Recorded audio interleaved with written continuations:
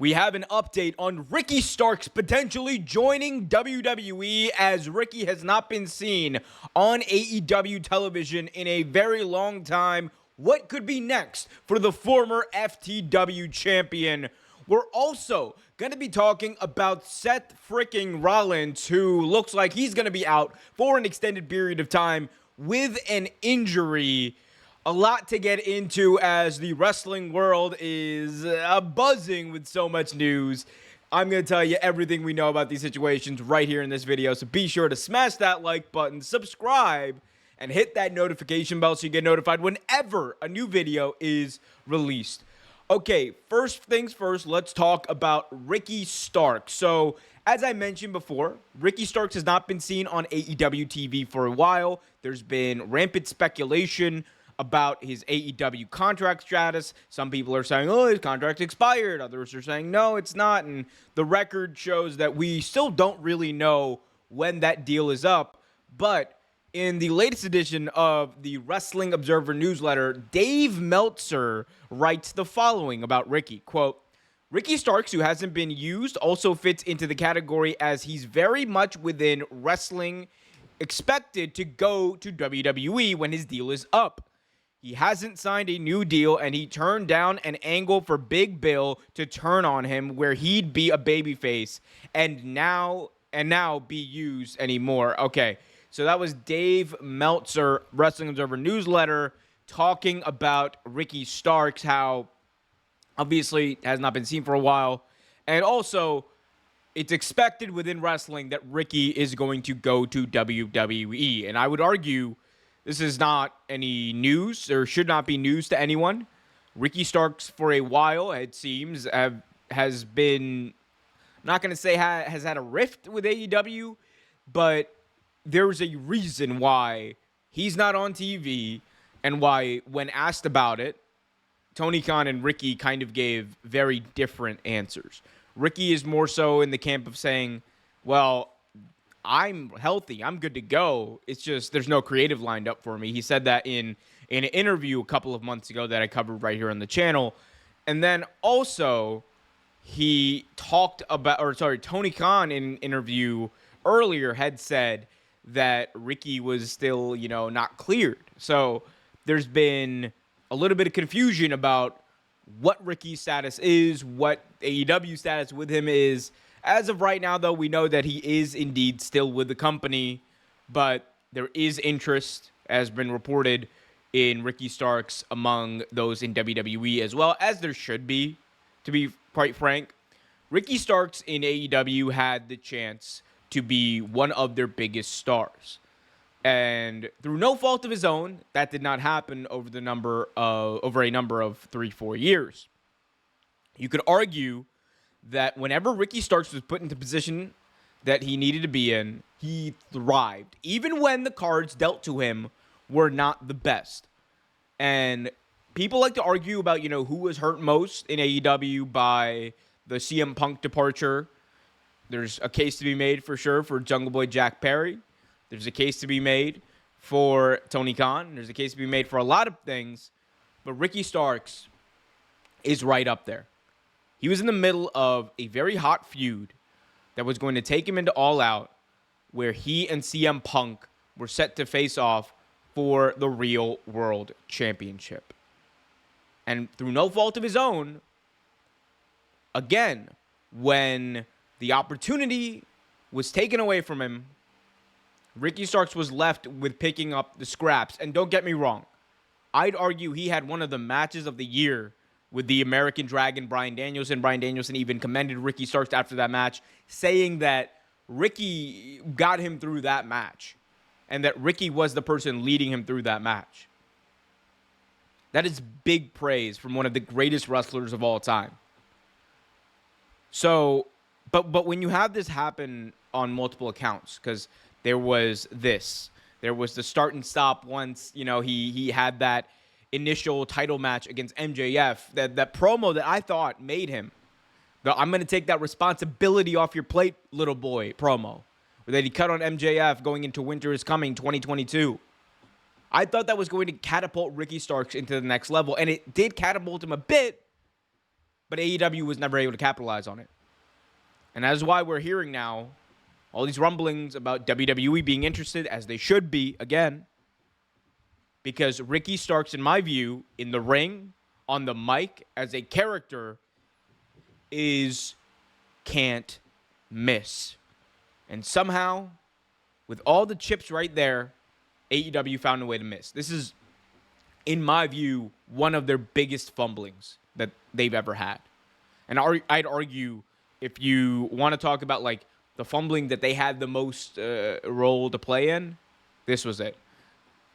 There is no one that can be blamed for Ricky Starks' ineffectiveness at being consistent on TV than AEW. There's no one to be blamed for the failure of Ricky Starks' run in AEW than AEW. They never had consistent creative around him. The 1 year that they did, it was really good, and that's why people had such high expectations for him. And then when Collision debuted, it felt like we were getting that, and then obviously what happened with Punk. But the aftermath of that was they win the World Tag Team titles, they being Ricky Starks and Big Bill, and the follow-up was they lost to Sting and Darby Allin. Cool. And there was nothing else after that. No rematch, nothing. Ricky has not been seen since then. So we're left to wonder what could have been, as WWE is wondering what can be. And if you ask me, a lot. There's so many tie-ins to Ricky Starks in WWE that it'd be insane to try to talk about them. The two big ones, though, are a potential match with Cody Rhodes, someone who Ricky is very good friends with, someone who Ricky, was part of like the Nightmare Factory, whatever, and also someone who Ricky Starks has been backstage in WWE with. He was backstage when WWE WrestleMania came to town in LA and in Philadelphia to see Cody in the main event. So it would be, a bit of there's a lot of meat on the bones for that story to be told if you want to run Ricky Starks versus Cody Rhodes. And that's a feud that doesn't need the belt. That's a feud you can just do because of the history of these two men. Combine that with the fact that you have a big-time match in the works that fans were promised would take place that never happened, that being Ricky versus CM Punk. A match that personally I want to see. And I have wanted to see. I wanted to see the rematch. We saw Ricky Starks win and beat Punk going into the Owen Hart Cup. We saw CM Punk pin Ricky Starks in the tag team match leading up to it. But the question is, when are we going to get that one-on-one match, where, Ricky's not cheating, none of that. We get these two one-on-one in the ring. Who's the better guy? And this is one of those situations where WWE does not need to do much here in order to make it succeed. You put them out there, you have them cut promos, you set up the match, you do it. You don't need to add any extra flavor. It's all right there. And I think for that reason, plus the talent that Ricky is, I'm not going to gush all over Ricky Starks any more than I already have, but he's going to be a prime-time, big-time, all-time player for WWE when and if he does end up going there. Mark my words.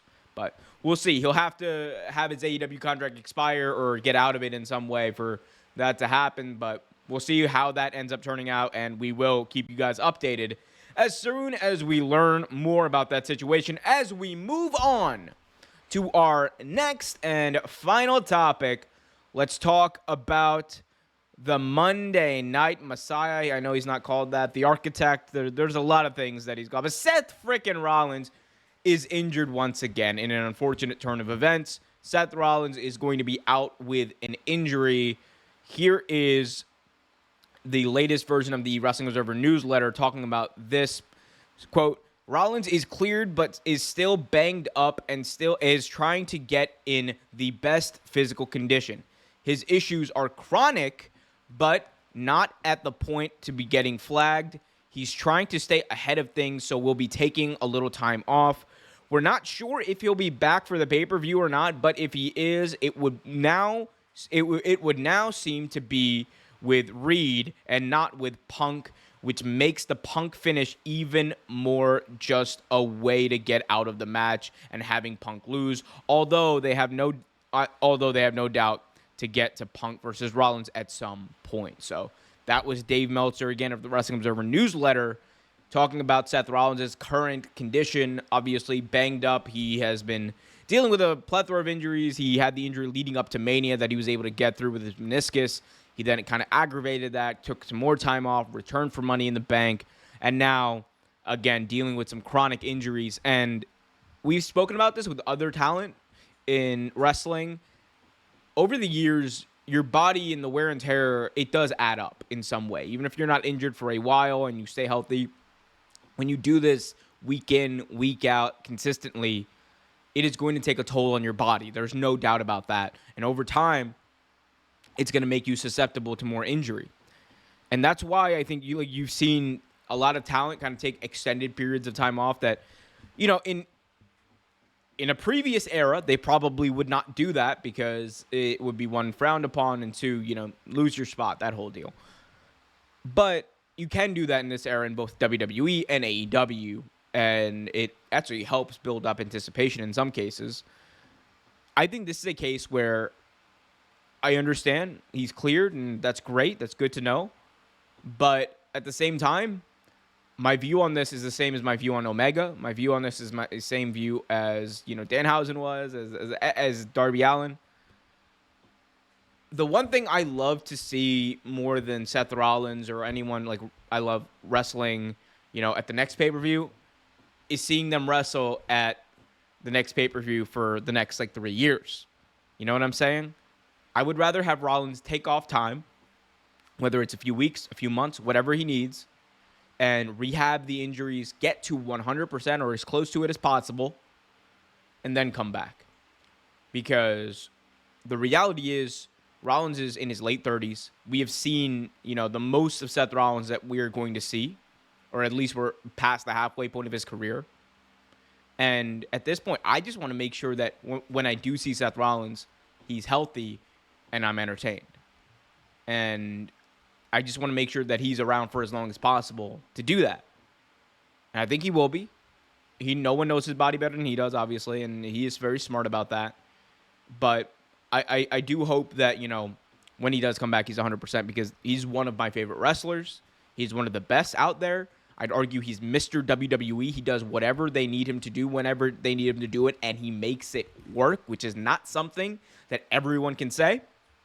So, on that note, good luck to Seth Rollins. Hopefully he takes as much time he needs to off. Does it make the Punk finish look a little bit weird if he's not the match at Bash in Berlin? I think so, but at the same time, we'll have to see how that story progresses. They can always come back to it, and they have a reason now, a storyline reason to come back to it. So, we'll see what happens, guys. In the meantime, I want to hear from you guys. What do you guys think about Seth Rollins' injury? How is it going to impact the next couple of weeks of TV? What do you guys think about Ricky Starks potentially joining WWE? Let me know in the comments who you'd like to see him wrestle. And until next time, I'm Omer Q for Real Take Wrestling. Be sure to smash that like button, leave a thumbs up like there's no tomorrow, subscribe, and hit that notification bell so you get notified whenever a new video is released.